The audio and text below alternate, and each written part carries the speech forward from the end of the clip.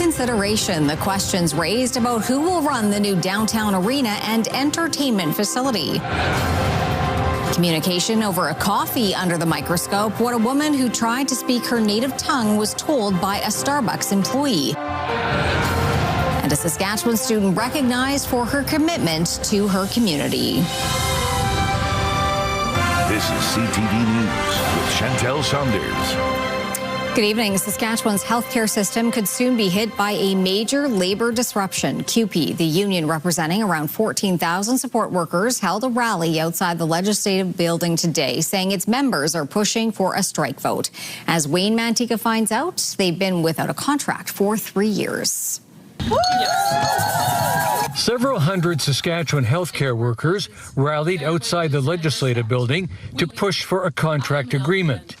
3 years of negotiations have failed to produce a salary increase. The union is facing pressure from members to take job action. Our members are beyond frustrated and they are demanding a job action. And that is why we're here today.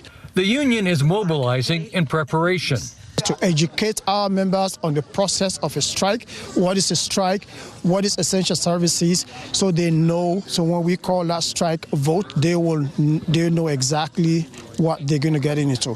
CUPE represents 14,000 healthcare support workers, including LPNs, continuing care aides, dietary workers, and maintenance staff. Many workers are prepared to take job action. We're ready for it. We need solidarity. I'm ready for a raise. I'm struggling to even make payments. Union leadership met with the health minister where the union laid out its position. Jeremy Cockrell is urging management to prioritize its needs. To really refine what our priorities are. We do have priorities, as we do at every bargaining table, and really refining those, narrowing those down so we can do our part to accelerate negotiations. The union says 3 weeks of bargaining is scheduled for April. If progress isn't made, attention will turn to possible job action. Wayne Mantika, CTV News, Regina.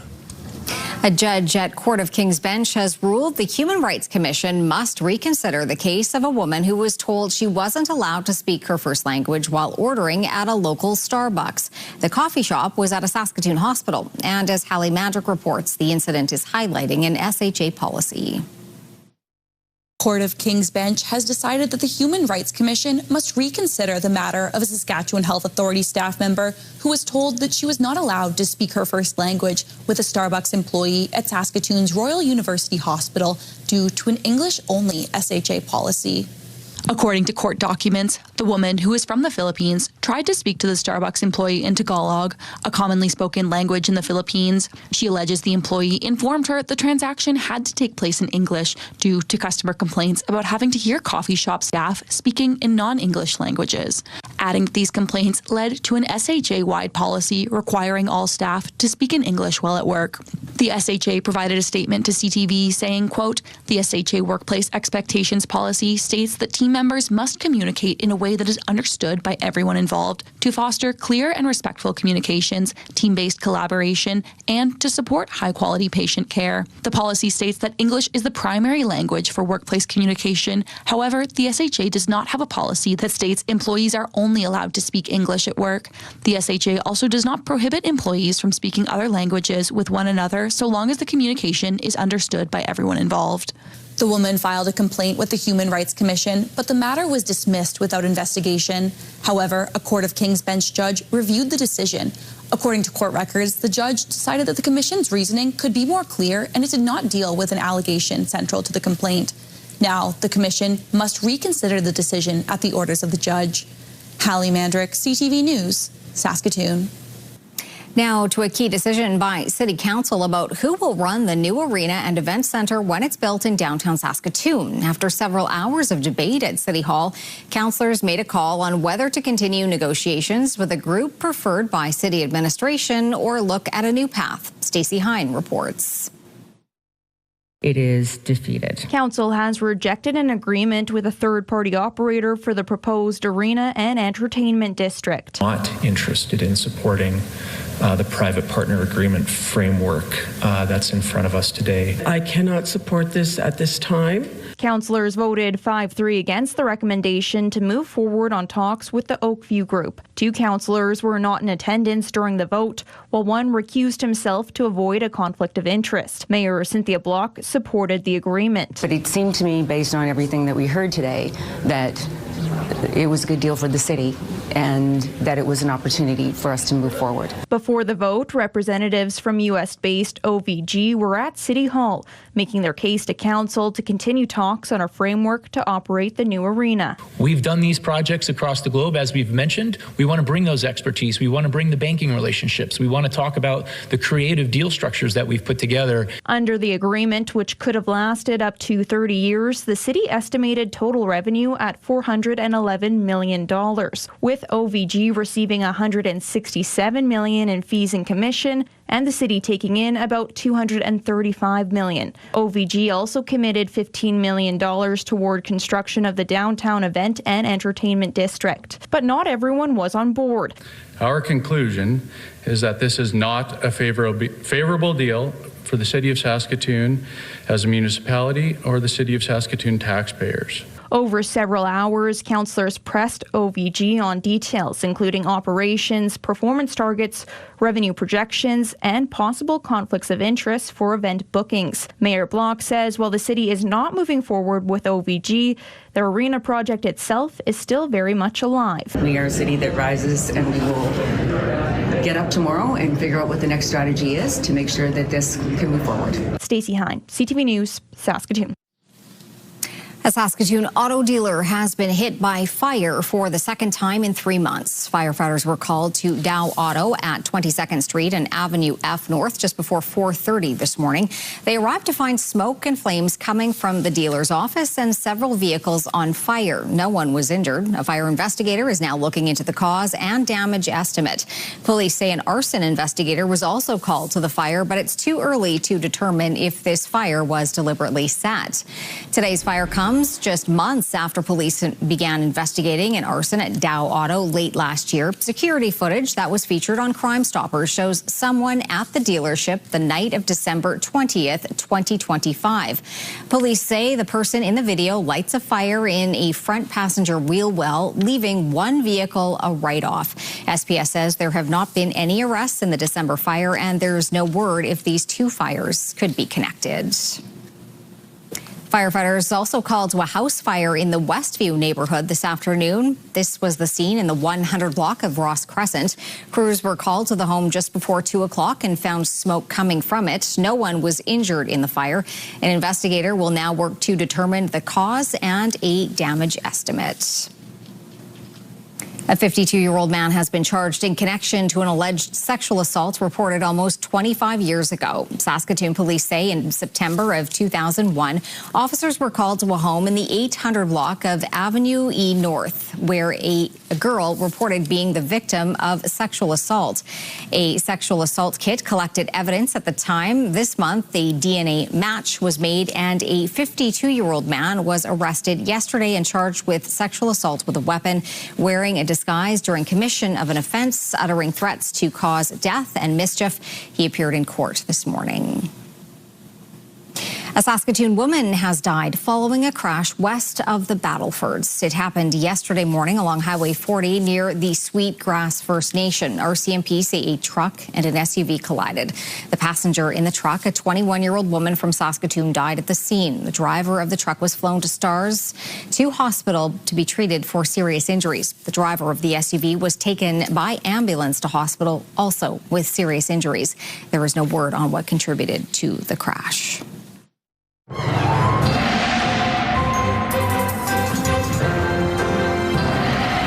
Well, Jeff, people were definitely outside doing some snow clearing today. Yes, they were. Now, it's not the heaviest snow, which is good news. There is enough that you do actually have to get out there and deal with it, as opposed to just simply, you have to shovel as opposed to just brooming and things like that. Maybe if you got a leaf blower, that might do the trick. But ultimately, the heaviest part of this storm has moved into parts of eastern Saskatchewan and Manitoba. There was still some lingering snow as we make our way into the evening hours. Let's certainly be sure of that. And then a secondary system is going to come out of Alberta, and that may impact southern Saskatchewan. We'll have those details coming your way in just a bit. The saga of the FSIN's forensic audit continues to unfold with potential police involvement. Keenan Sorokhan has the latest. A letter sent to Federation of Sovereign Indigenous Nations Chief Bobby Cameron accuses him and the FSIN of fraud and breach of trust after reviewing the results of a forensic audit. And now calls for accountability are growing from some of the 74 chiefs in council within the organization before more damage is done to its reputation. The fact that we have a few chiefs now coming forward to say that, yes, there is a problem at FSIN and we need to do better. The Band Members Alliance and Advocacy Association of Canada, who has been working with a whistleblower, wrote the letter and has helped represent band members in court challenges in the past, and they're working towards that again. We have Bobby Cameron talking about that there's no problem here, there's nothing to see. Meanwhile, everyone has saw the results of that forensic audit. On Monday, Cameron said he would seek legal action to argue FSIN's case. Address it and deal with it and move on, hopefully one day, as there's more important items to address right here and now. Louis says it's time for the executive to resign, issue an apology, repay the federal government the $29 million it's asking for, and update its people about steps being taken to rectify the matter. I do agree with Chief Bobby Cameron that this matter will end up in court. Only time will tell if Chief Bobby Cameron appears as a plaintiff or a defendant. And if Cameron doesn't answer by Sunday, Louis says he will hand over all of his evidence to Saskatoon police next week and let them decide if an investigation is necessary. Keenan Sorokhan, CTV News, Saskatoon. A Saskatoon teacher whose quick thinking at a dramatic time has been recognized with a prestigious honor. Sean Hayes was working at Evan Hardy Collegiate on the day that a 15-year-old girl was set on fire by another student in September of 2024. The 33-year-old teacher immediately instructed a co-worker to call 911 before using his clothing to put out the flames. The girl was rushed to hospital with burns to 40% of her body. Hayes also suffered burns to his face, neck, side, and hand. Now he has received a Carnegie Medal for heroism. The Carnegie Hero Fund recognizes individuals who have risked serious injury or death attempting to save others. Now to a student from northeastern Saskatchewan who is being recognized on the national stage for leadership, service, and character. Tisdale's Emily Gustus has been named a 2026 Lawrence Scholar. And as Carla Shinkerick explains, the sky is the limit for this driven volunteer who inspires others in her community. This is 18-year-old Emily Gustus, recognized not just for her academics, but for her commitment to making a difference. She was chosen as a Lawrence Scholar, one of only 36 students selected from across the country out of more than 5,000, and the only one from Saskatchewan. I remember I told my mom first, and I freaked out, and then she freaked out. We freaked out together, and I was like, oh my gosh, like, this is so much. I've talked to quite a few people about it, and they're all so happy, and I'm just, yeah, it's been amazing. The whole month has been like, it feels like Christmas every day right now. Gustus is in grade 12 and is a volunteer with the Tisdale Fire Department, responding to emergencies, training with the team, and helping lead fire safety education in the community. Actions are louder than her words, and she's not afraid to take it by the horns. She's the only female at the fire department, and she's an inspiration to them. She motivates us old guys to be better as well. So then when we see her succeeding and doing better, it gives us some extra wind in our sails as well, for sure. Beyond firefighting, she's a licensed glider and private pilot, sharing her passion for aviation with youth across Saskatchewan. She's also active in student council, cross-country, band, and works part-time, all the while staying grounded in community service. Be whatever you want. Don't let anybody tell you that you can't do something. That has been told to me a lot. Don't ever let that affect you. Just do everything you want to. The Lauren Award includes financial support, mentorship, and a 4-year leadership program, helping students like Gustus continue making an impact far beyond their hometown. She's going to study engineering at either USask or McMaster and hopes to still be able to volunteer with the fire department wherever she lives. Carla Shinkerick, CTV News, Saskatoon. The Regina Food Bank is partnering with a nearby farm to ensure no food goes wasted. Jacob Carr on the innovative idea that puts spoiled food to use.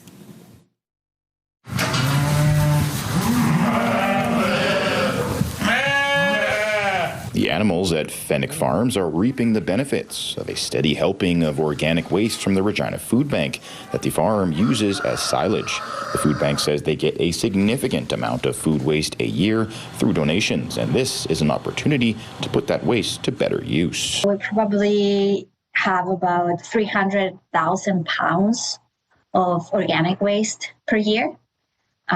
With Fenwick Farms, I believe from January until mid-February, we had given them about 25,000 pounds. Fenwick Farms says the agreement with the food bank has helped offset the loss of hay production due to poor soil moisture content. And in turn, the farm has given back to the food bank as well, agreeing to give several sheep and one cow to them this year. So it kind of forms this really nice closed circuit in that. Making sure that you're diverting waste from the environment and still giving back to society as well. Buttigieg says he wants to continue partnering with the food bank in the future, and discussions are ongoing in regards to getting an agreement where pen is officially put to paper. The population grows, just naturally the demands for the food bank increases, and I have no problem matching that whatsoever. Now, I guess the question at the end of the day becomes, what does that look like, 1 year, 2 years, 3 years down the road? Until then, the two organizations will continue to work hand in hand to divert waste from the landfill and keep the tummies of the farm's animals full. Jacob Carr, CTV News, Regina. A wildlife photographer from Saskatchewan has made the cover of National Geographic magazine. Mick Favel has more on his picture-perfect moment. Regina-born photographer Shane Gross specializes in underwater photography, exploring lakes, ponds, and the seas, documenting marine creatures big and small. His work was recently featured on the cover of one of the world's most iconic magazines, National Geographic. I picked that seahorse, A, because it wasn't super shy, but B, because it was also attached to some cool looking algae, this green feather-like algae. So all the elements were there for a good picture. Did I think it'd end up on the cover of National Geographic magazine? Absolutely not. Gross is no stranger to the pond where the picture was taken. It is located in the Bahamas, where a unique breed of seahorses live. He has camped out in the area for days at a time, putting in the work needed to get the picture just right. Some of the seahorses in there are very shy, and you put a camera towards them and they just turn away. And then you move over there and they turn the other way, and you're like, okay, it's a waste of time. But you find the right seahorses that are curious or not shy, and you can start to make some good pictures. Gross' work has taken him all over the world, visiting all 7 continents, most recently Antarctica. The water was so cold he could only be in it for 40 minutes at a time or his equipment would freeze up. But he did have a unique moment with some penguins. While we were just floating there on the surface, they got quite curious and started circling around us in the water, and that was very special. They're silly and clumsy on land, but you see them in the water, and they are just absolute bullets. They're amazing athletes in the water. Gross recalls reading National Geographic as a kid and remembering the feeling of being so far away from what he was looking at. Now he wants others with a camera to know the love for a specific subject can take a person very far. They need people who are really passionate about a certain thing to be able to withstand the hardships that you go through when you're shooting these things. It's passion that gets you through that. Mick Favel, CTV News, Regina. Still to come, the staffing shortfalls in air traffic control and why Air Canada CEO is under fire following this week's deadly crash.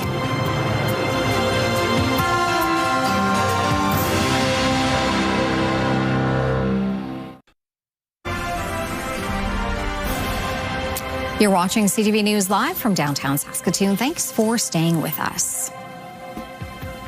The CEO of Air Canada has been summoned to appear before a parliamentary committee after he released a message updating Canadians on the Air Canada crash at LaGuardia Airport that included 2 words in French. CTV's Annie Bergeron-Oliver has more. Hello, bonjour. That was one of 2 French words spoken by Michael Russo in a nearly 4-minute video updating Canadians on the LaGuardia crash. Somber day. A unilingual message the Prime Minister said showed a lack of compassion and judgment. We proudly live in a bilingual country. And companies like Air Canada particularly have a responsibility to always communicate in both official languages regardless of the situation. I'm very disappointed, as others are. In a statement, Air Canada says its CEO wanted to address everyone affected and that French subtitles were used. Despite his efforts, his ability to express himself in French does not allow him to convey such a sensitive message in that language as he would wish. A decision that isn't sitting well with members of the House Official Languages Committee, who summoned Russo to appear by May 1st. Unacceptable, because it's repeat the situation. In 2021, Russo committed to learning French after an English-only speech before Montreal's Chamber of Commerce prompted protests and calls for his resignation, a situation that brought Russo before the same parliamentary committee. I admit I made a mistake by not learning to speak French when I joined Air Canada. Quebec's premier wants Russo to resign. If he still doesn't speak French today, it's a lack of respect. Experts question why Russo didn't try to read some prepared remarks in French. It's non-ideal communications. It was a communications goof, but is it a PR disaster that will have lasting impact on the brand?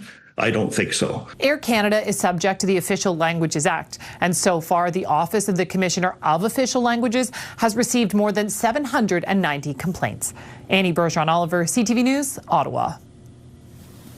The crash in New York has shone a light on the lack of air traffic controllers, and not just south of the border. NAV Canada, which oversees this country's air traffic controllers, has acknowledged a staffing shortfall here as well. CTV's Heather Wright is looking into the shortage and what's being done about it.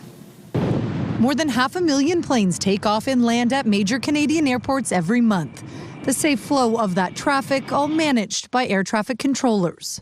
But we are short. There's no doubt about it.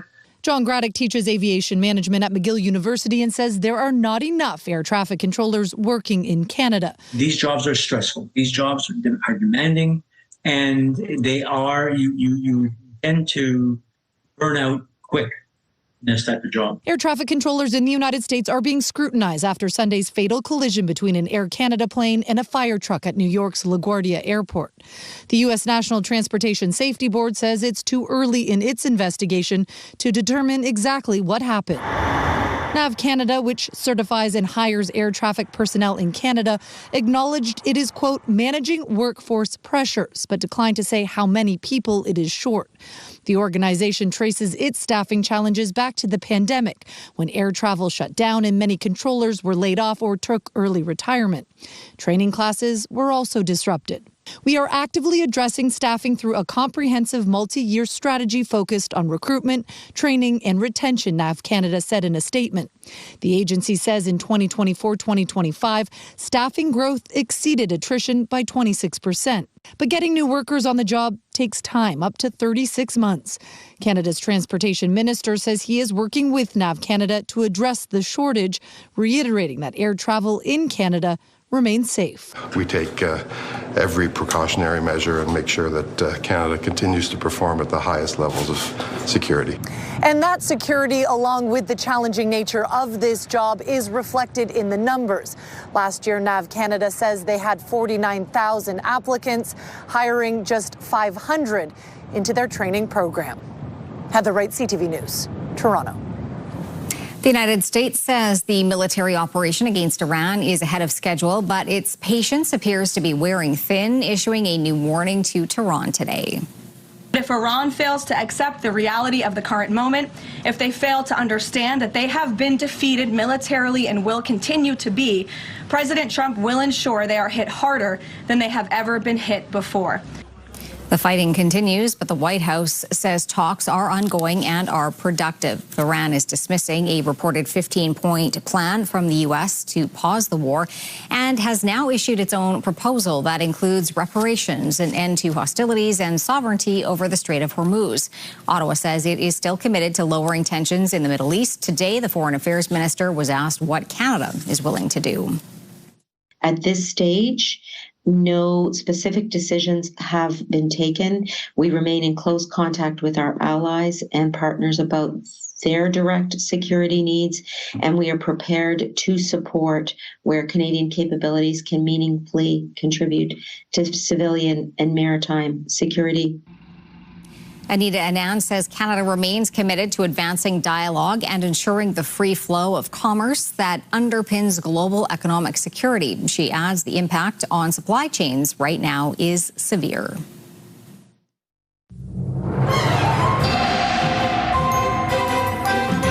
Hi, I'm Milo. And I'm Nikki. And right now, we're on tour to schools around Saskatchewan with our new play, What If? It's a show about how we became friends and helped each other to become more brave. At the end of our tour, we're doing 2 public performances at the Nutrien Wonder Hub on April 3rd and 4th. You can find all the information you need at 25thstreettheater.org. We're hoping for good driving conditions on our tour, so tell us, Jeff, what's the weather going to be like? Well, we'll deal with the next driving session. I believe you have. So I think you're probably already in Spiritwood. Then tomorrow you'll be driving from Spiritwood to North Battleford for a show there to get ready for a show on Friday. So it looks like tomorrow we are going to be having some snow. So some snow. It doesn't look like it's going to be a particularly strong wind, so we don't expect to have some poor visibility. But I'm sure as your stage manager or road manager will do, check with the highway hotline just to be sure. But it is going to be a cold day tomorrow when you're on the road. Minus 11 degrees, still a good chance of flurries. And once again, to find out more about the performances that are open to the public that are coming up at the Nutrien Wonder Hub, 25thstreettheater.org. Now, let's take a look at our current temperatures here in Saskatoon, Prince Albert, and the Battlefords. Basically around minus 13 in these locations. Still have some light flurries in all 3 locations. And as you can see, it's a little windier in Saskatoon than it is in the Battlefords. The Prince Albert region is sort of right in the middle. Now, on to our almanac for Saskatoon. A daytime high of, well, not so great, minus 14 degrees. That is 16 degrees below the seasonal average of 2 on the plus side. 15, that's the record warm temperature for 1973. The record cold temperature, minus 33 from 1894. And then 6:58, that's right, before 7 o'clock is when the sun came up, and it's going to go down at 7:28. Coming up, a boost for this summer's Jazz Festival. And later, a Saskatchewan artist's work gets the royal treatment.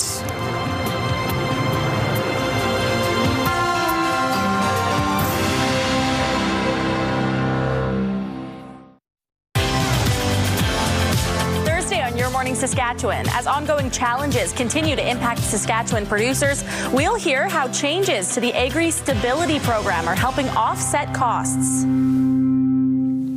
All right, welcome back. We'll take a look live through the live lens of Skycam. Just a few flakes flying past the lens and not a lot of heavy-duty clouds. So what I would like to do, speaking of snow, is go back in time to yesterday's broadcast. So yesterday, we showed you this picture from Sean Murphy out in the Carrobert area, and he told us they took this picture on Sunday, and there was virtually no snow left. And we asked him to send us another image from today, and yes, this is what it looks like on the farm. Yeah, and I got a note from his brother Ken, and Ken says, "Hi Jeff, just wanted to tell you it started snowing at 5 o'clock yesterday and snowed all night compared to Sunday. It's covered with snow compared to Sunday when Sean took that picture." So thank you both to Sean and Ken for sharing that image with us. And yes, what a difference a night can make when it comes to the snowfall in this province. And certainly some places are getting a lot more snow than they maybe did in the Carrobert area, and that particularly is in and around the eastern side of the province where there are still some snowfall warnings in effect. So yes, this system has a lot of power and a lot of wheels. It's going to make its way out to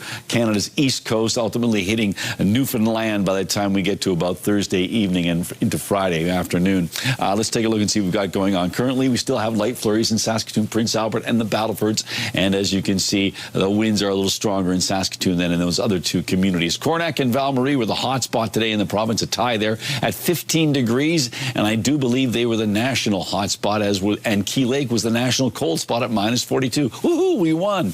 All right, around the province we go right now. It's minus 13 in Lloydminster, minus 10 in Swift Current, and Regina, minus 15 in Yorkton. On the plus side in Estevan, where it is 2 degrees, into central Saskatchewan and parts of the northern grain belt, not much of a temperature range here, just 2 degrees, or 3 degrees from minus 12 in Meadow Lake down to minus 15 in a number of other communities. Making our way up up north. Doesn't really change all that much. Temperatures ranging from -13 in Buffalo Narrows, La Ronge, and Sandy Bay, Island Falls, down to -17 in Collins Bay. And down south, 0 degrees in Carlisle and Coronach, -4 in East End. And then things do start to cool off as we make our way northward. -15 right now in Melville, -13 in a number of other locations. Now on to our futurecast. So you can certainly see that first blast of purple. That is making its way eastward into Ontario. But then we have that secondary system that I was talking about coming through, particularly southern areas of the province. So I have to keep our eye on that. So right now there are still snowfall warnings in effect for areas east of Prince Albert. It's basically as it was yesterday, Tisdale, Melfort, Hudson Bay down towards Kamsack, the Humboldt area. So yes, those places could still see a bit more in the way of accumulation. Temperatures in the mid-minus teens for northern Saskatchewan with cloudy or mainly cloudy skies. Cloudy in Meadow Lake and Spiritwood. Expecting some snow in Rosetown and Kindersley. A bit more substantive snow in Kindersley. Temperatures hanging around that -10 degree mark. A similar temperature pattern, but expecting more snow in the southwest as that system moves in from Alberta.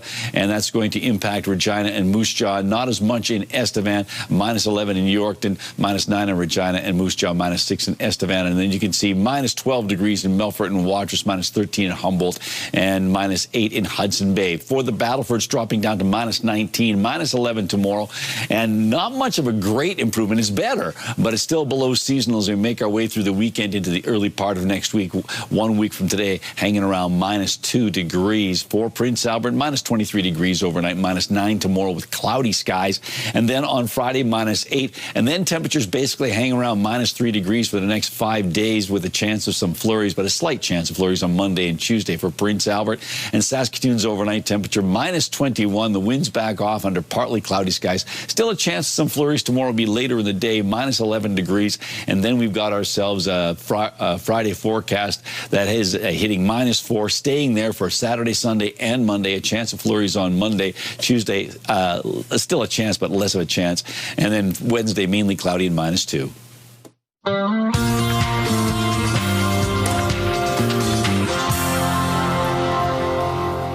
Sask Jazz Fest has a new title sponsor. TD Bank is taking over the top spot with naming rights.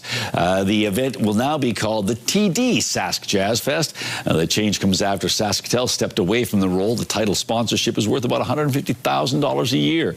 Jazz Fest kicks off in Saskatoon July 5th. North you've ever been. Now keep going. Yes, comedy drama North of North is leading the nominations for the 2026 Canadian Screen Awards at 20, including Best Comedy Series. Heated Rivalry, Crave's Hockey Romance, is up for 18 of the Screen Awards, which celebrate both Canada's television and film industries.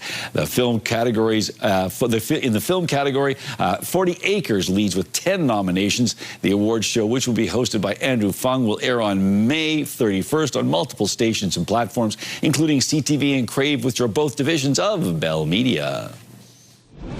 I did not think I would have the time. As much as I love it, I knew I couldn't do that and do the show at the same time. But it turns out I'm going to be free starting this summer. Well, isn't that fortunate? Stephen Colbert has plans to co-write a new Lord of the Rings movie after his late-night show comes to an end on CBS this spring. The television host revealed the news in a video with director Peter Jackson. Jackson is producing the new film along with one out next year, telling the story of the character Gollum. My precious. Colbert is well known as a knowledgeable fan of the works of J.R.R. Tolkien. He is set to adapt part of the first Lord of the Rings book that did not make it into 2001's Fellowship of the Ring movie. All right, Jeff, it's all about business this weekend at Prairieland Park. And some snacks. We are here with Patrice and Tosin, and we are getting ready for the 3rd annual Black Business Expo coming up here at Prairieland Park on Saturday. So, Tosin, for people who haven't been before, what is it? Absolutely. So, Saskatoon Black Business Expo, just like you heard, is the 3rd one. It's a place for showcase of innovation. It's a place for connectivity for Black entrepreneurs in Saskatoon. And for people out there, it's a place where you come and shop local. You get to meet people, different entrepreneurs in Saskatoon. You get to to network, you get to check out the various industries that is available in Saskatoon. All right, and over and above that, there's various businesses, obviously, but there's also food here. Yes, absolutely. We will have our food vendors, so we're inviting the community to come on out and experience the African cuisine. We have the Caribbean cuisine. We have Madagascar represented. So we have a diverse amount of vendors that will have their food on display. And the food, and of course, all, as we mentioned, the other businesses, and depending on what they sell, that will be available too. How many vendors, ballpark? I would say somewhere is around 110. And yeah, we do have people from the fashion industry as well. Right. So it'll be a great cultural experience. A great cultural experience, a lot of variety. When people want more information, where do they go? Oh, they go to sbbn.ca. But most importantly, coming on Saturday will be for you to come shop local and also to see diversity in Saskatchewan's economy. All right. Thank you both very much and best of luck this weekend. Thank you. All right, time for Pick of the Day. What do you have? Well, let's take a look at 3 pictures right now, and we'll start off with this one. This comes from Vimy. Vimy says, "Hi, Jeff. One of my favorite places to be, Cook Golf Course in Prince Albert." The next one comes to us from Lori. Lori writes, "Visitors at Wheatland Express Museum in Owaka." And finally from Abby. Abby says, "Bella the Ragdoll celebrates her 9th birthday." Well, happy celebration there, Bella. And if you'd like to share an image with us, you can do so by sending it to cfqcnews@ctv.ca. And please put Pick of the Day in the subject line. Still to come on CTV News, artwork fit for a king. The Saskatchewan painter whose work is now hanging at Buckingham Palace.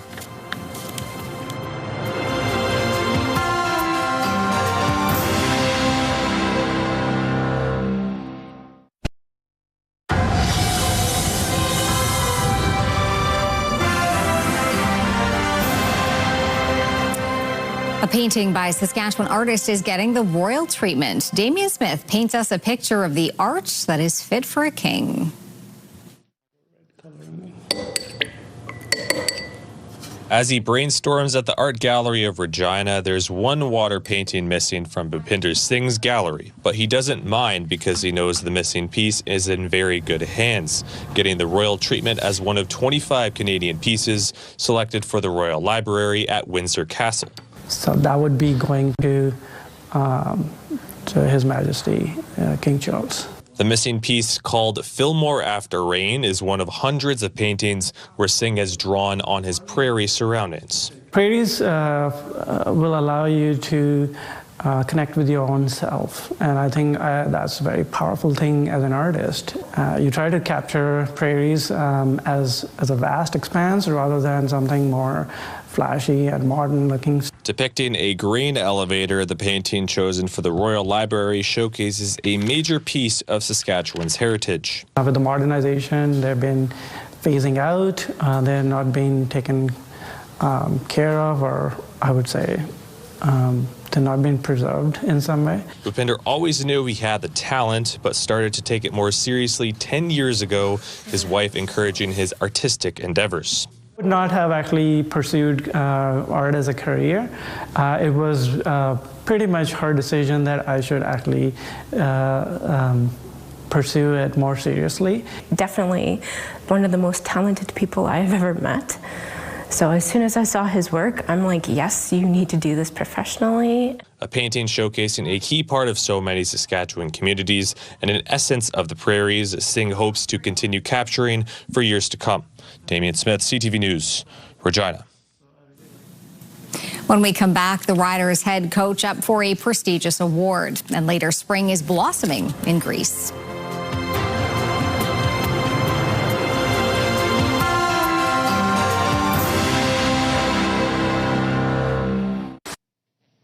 All right, time for the rural forecast, and it is going to continue to be cold as we roll into Thursday. And yeah, I'm getting ahead of myself, but the weekend is still looking below seasonal. It improves temperature-wise, but we'll deal with tomorrow right now. Minus 11 from Meadow Lake and Lloydminster, minus 9 in Kindersley, minus 11 in Outlook. Still some of that snow that's coming through with that secondary system. It makes its way southward or northward from the south, and so Kindersley and Outlook might see more in the way of substantive snow. Not as much much for Watrous and Wynyard. Hudson Bay, -8 degrees, so not bad, and mainly sunny, mainly cloudy conditions. And then down south, a lot more in the way of widespread snow. We do have, again, the more substantive snow in and around Maple Creek and Leader, Rosetown, Lumsden, and Pilot Butte. Not so much for Carlisle and Broadview and a few other places. What about Siemens? Well, I can tell you, we are looking at light snow, -12 degrees, winds out of the northwest at 15. And Siemens is one of those places where internet plans of up to 1 gig are available from SaskTel.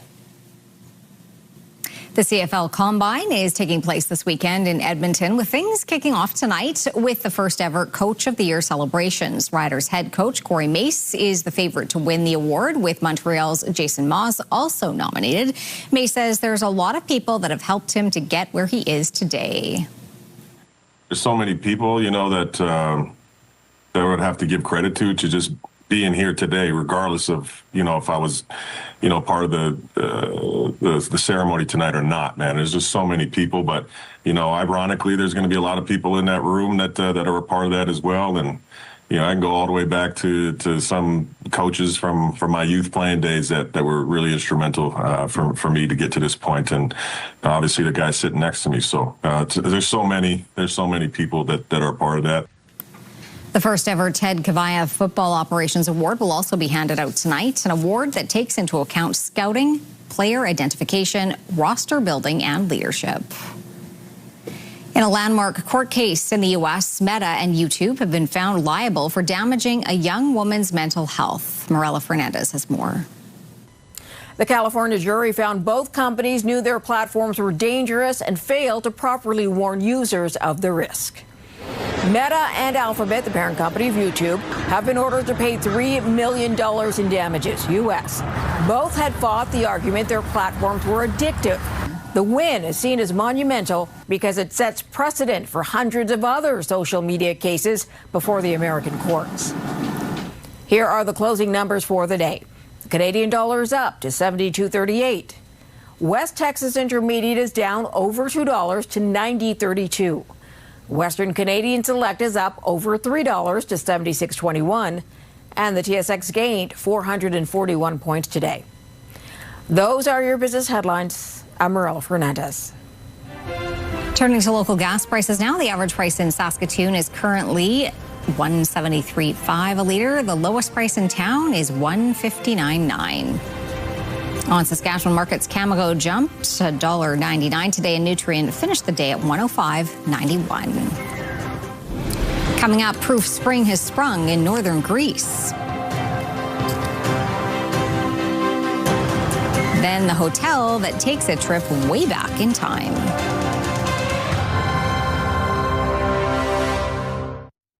Select Hair Services brought to you by Sage, the beauty bar.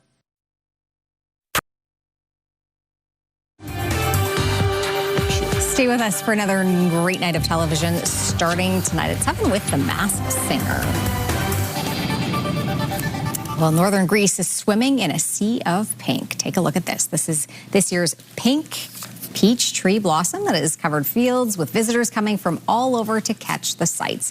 Local communities are making the blossom into a whole experience with cycle tours, farmers markets, and photo walks. Peak blossom lasts about 2 weeks. In case you were, looking for a little bit of spring. Yeah. That's it. Well, and I didn't know that these are peach blossoms, right? Yeah. I just thought the pink ones were always cherry blossoms. But there you go. You learned something. It's a learning experience. This is true. Fun and educational. I always teach you new things. Like this. Did you know there's a hotel in Japan? It's both futuristic and kind of prehistoric. What? Yeah.